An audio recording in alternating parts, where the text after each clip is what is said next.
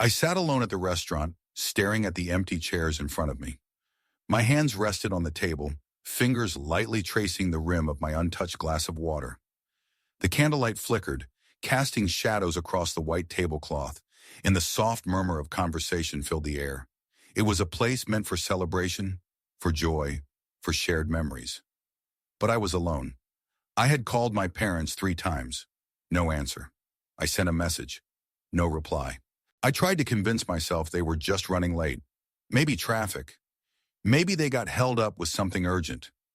But as I watched the seconds turn to minutes, and the minutes stretch into an hour, the truth settled over me like a heavy weight. They weren't coming.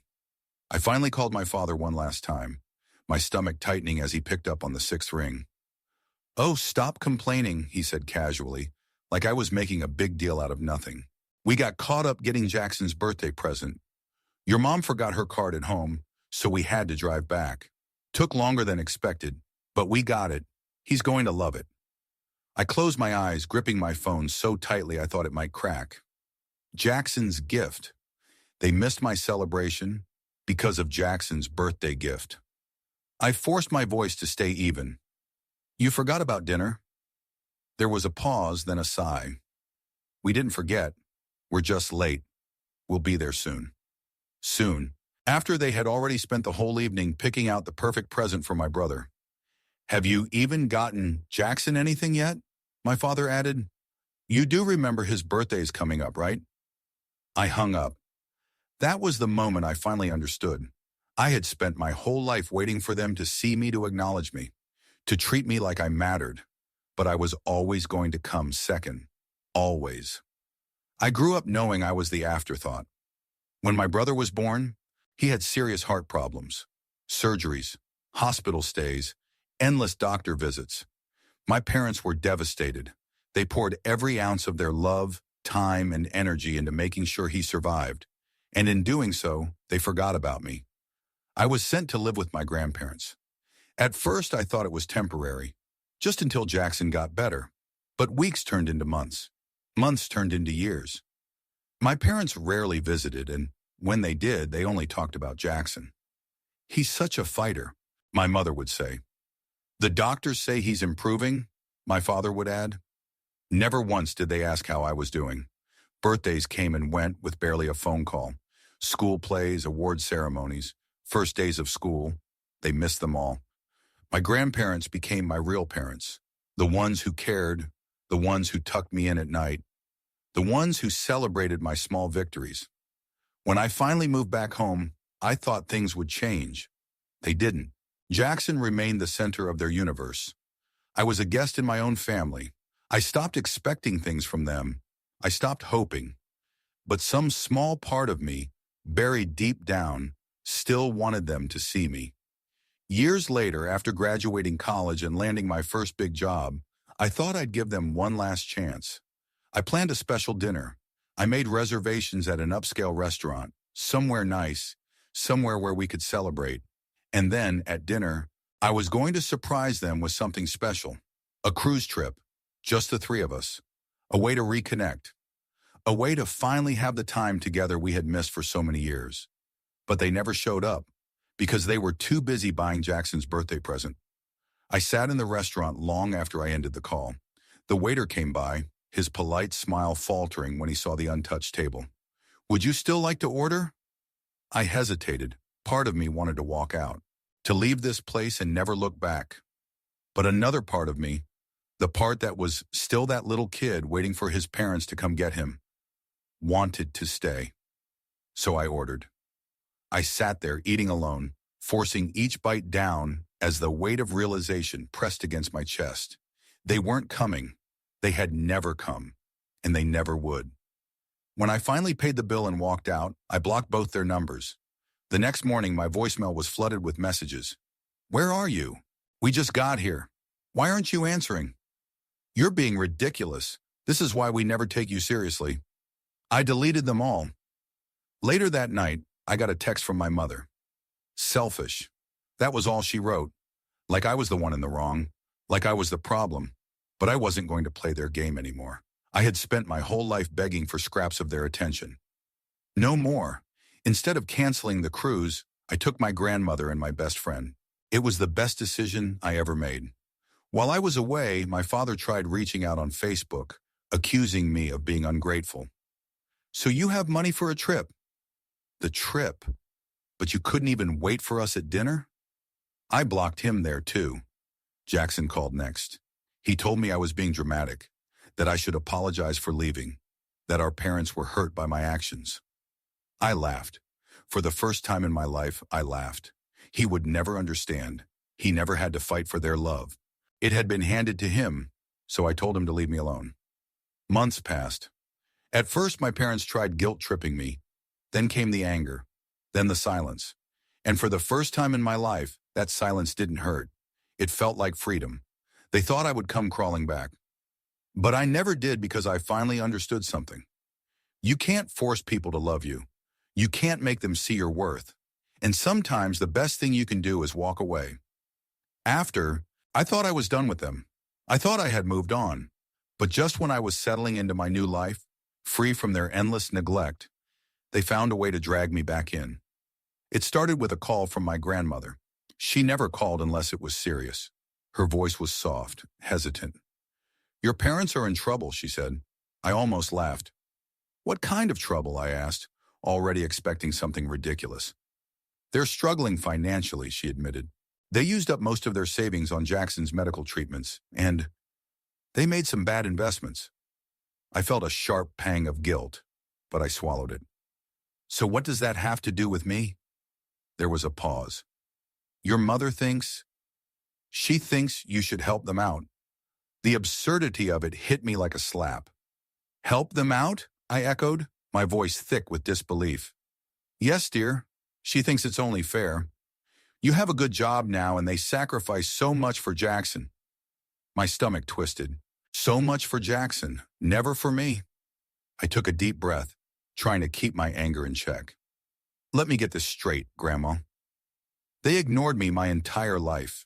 They didn't pay for my education, didn't support me, didn't even show up when I needed them.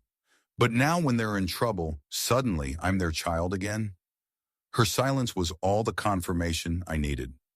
My mother didn't call me herself. Of course not. Instead, she sent Jackson. He showed up at my apartment one evening, looking uneasy. "Hey," he said, like nothing had ever happened. I crossed my arms. "What do you want?" He sighed. "Mom and Dad need help. They're in a really bad place. So you can help them." I almost laughed. "Why don't you help them, Jackson? They've given you everything." He hesitated. "Because I don't have the money." "Oh, so that's what this is about." I shook my head, stepping back. "You're unbelievable." "They're our parents," he insisted, growing frustrated. "You can't just abandon them. They abandoned me first." I snapped. "Or did you forget that?" He clenched his jaw. "You're being selfish." Selfish. The word hit me harder than I expected. After everything, I was still the bad guy. Jackson sighed, his anger fading into something else, something calculated. "Look, I get that you're mad, but think about Grandma. She's getting old. Do you really want to put her in a position where she has to choose between you and Mom?" My blood went cold. I knew what he was doing. Manipulation, emotional blackmail. The same tricks my parents had always used. Except now, Jackson was the one playing the game. I took a deep breath, forcing myself to stay calm. "Tell Mom and Dad they made their choice." I shut the door in his face, but they weren't done yet. A few weeks later, my parents sent out a mass message to our extended family. It was long, dramatic, full of half-truths and blatant lies. They painted themselves as the struggling, heartbroken parents who had done everything for their children, only to be cruelly abandoned by one of them. Me. They left out the years of neglect. They left out the missed birthdays, the ignored achievements, the countless times they chose Jackson over me. They made me out to be cold, ungrateful, heartless. Soon the messages started rolling in, from aunts, uncles, distant cousins, people who barely knew me but suddenly had an opinion on my life. "How could you do this to your parents? They sacrificed everything for you." Family is family no matter what. One even had the audacity to say, You don't get to hold grudges against the people who gave you life. That was the final straw. I wrote back to everyone. I told the truth, every ugly, painful detail. I told them how my parents had left me with my grandparents and barely looked back. I told them how they never supported me, never cared, never even acknowledged my existence. I told them about the restaurant, how I had sat there alone, waiting while they bought a birthday gift for my brother. How that was the moment I realized I was never going to be enough for them. Then I ended it with one last message. If you still think I'm the villain, that's fine. But don't expect me to care. I blocked every single one of them. A few days later, my father called. I let it go to voicemail. His voice was calm, measured, too measured. You've made your point, he said, but you don't have to be so dramatic. Dramatic. I nearly shattered my phone in my grip. For a second, just a second, I considered calling back. But then I remembered. All the times they had ignored me. All the times I had waited, hoping they would choose me for once. All the times they had let me down. So I did the only thing left to do. I deleted the voicemail, and for the first time in my life, I felt free. I didn't hear from my parents again after that. Not for weeks, not for months. At first it felt strange. After years of being the forgotten child, after decades of watching them shower Jackson with love, while I stood in the shadows, I thought I would feel something. Guilt, sadness, regret. But all I felt was peace. For the first time in my life, I was free from their expectations, their manipulations, their endless cycle of neglect and gaslighting. And yet, life has a funny way of pulling you back into the mess you thought you had escaped. One evening, as I was winding down after work, my phone buzzed with a text from an unknown number. It was Jackson. He never called or texted unless he needed something. I stared at the message for a long time before opening it. Mom and Dad lost the house. Just 4 words. I should have ignored it. I should have blocked him like I had done with the others. But curiosity got the best of me. I typed back, "Not my problem." His reply came almost instantly. "They need help." I nearly laughed. After everything they had done, after abandoning me, after choosing him over and over again, they still thought I was going to come to their rescue. "Ask them where all their money went," I replied. "Ask them why they didn't save a dime for emergencies. Ask them why they thought they could treat me like I didn't exist and still expect me to bail them out." His response took longer this time. When it finally came, it was shorter than I expected. "You really don't care." I stared at those words, waiting for something to shift inside me. Waiting for the guilt, the old sense of obligation, the tiny voice that used to whisper, "You should be the bigger person." But there was nothing. So I typed the truth. "No, I don't." I put my phone down and didn't look back. Maybe they thought I would always be there. Maybe they thought no matter how many times they ignored me, I would never truly walk away. But they were wrong, because this time I wasn't coming back. Not now. Not ever. If there is anything this story has taught me, it's that blood doesn't define family. Family's about love, about respect, about showing up when it matters. And sometimes walking away from toxic people, even if they share your blood, is the best thing you can do for yourself. So tell me, have you ever had to cut ties with family to protect your own peace? If you have, share your story. Let's remind each other that choosing yourself isn't selfish. It's necessary.